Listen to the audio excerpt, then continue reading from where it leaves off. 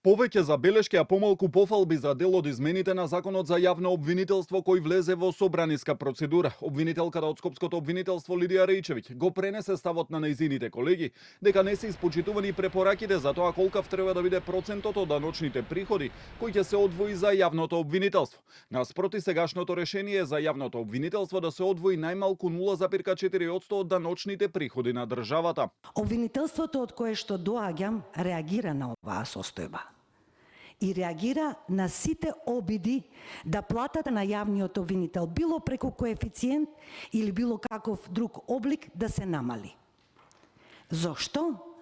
Затоа што тој обид за намалувањето на примањата во јавното обвинителство директно влијае на нашето достоинство.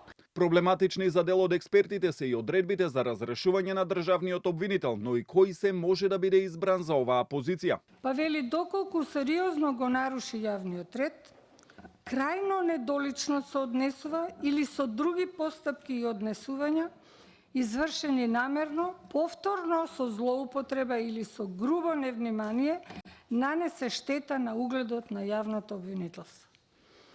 Кога ова ќе се утврди по овој ред вака како што е наведено, јас ќе му честитам на тој што тоа ќе го оцени и ќе го направи. Па не гледам зошто не му е дадена шанса на професор на правен факултет кој исто така 10 години одржува предмети по кривично право.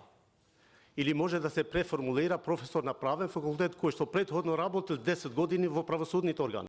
Постапката за избор на нов републички обвинител е позитивно оценета бидејќи овозможува поголема транспарентност, како и оценувањето на работата на обвинителите. Оценувањето го направивме наместо на 4 да биде на 3 години. Значи ќе имаме пократок период на оценување, што значи дека почесто ќе се проверуваат јавните обвинители какви се нивните перформанси во поглед на стручното и совесното работење.